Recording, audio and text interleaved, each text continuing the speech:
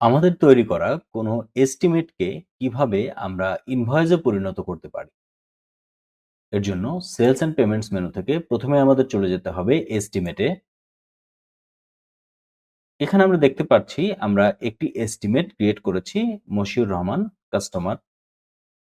এখানে আমরা দেখতে পাচ্ছি আমাদের কাস্টমার মশিউর রহমানের জন্য আমরা এখানে একটি এস্টিমেট ক্রিয়েট করেছি। ডান পাশের অ্যারো চিহ্নতে ক্লিক করলে আমরা দেখতে পাবো মেক ইনভয়েস। মেক ইনভয়েসে ক্লিক করার সাথে সাথে আমাদেরকে ইনভয়েস পেজে নিয়ে যাবে এবং আমাদের প্রত্যেকটার ইনভেন্টরি চেকের জন্য এখানে ইনভেন্টরি লেখাটা আছে। তো এখানে আমরা ইনভেন্টরিতে ক্লিক করব এবং যে ইনভেন্টরির আমাদের যে স্টকের প্রোডাক্ট সেই স্টকের প্রোডাক্টটা আমরা এখানে সিলেক্ট করব। এখানে আমাদের একটা স্টকই পারচেজ করা আছে। সো এখানে একটা স্টকই দেখাচ্ছে।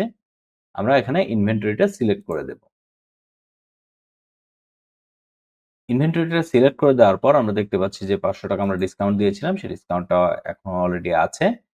তো তার পরবর্তীতে এটা আমরা যদি সেভ করে দেই,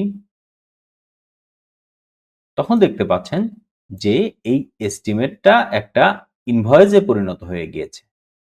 এই এস্টিমেট এখন আমরা যদি ইনভয়েস সেকশনে যাই, সেক্ষেত্রে দেখতে পারবো এখানে একটা আনপেইড ইনভয়েসে এটা পরিণত হয়েছে।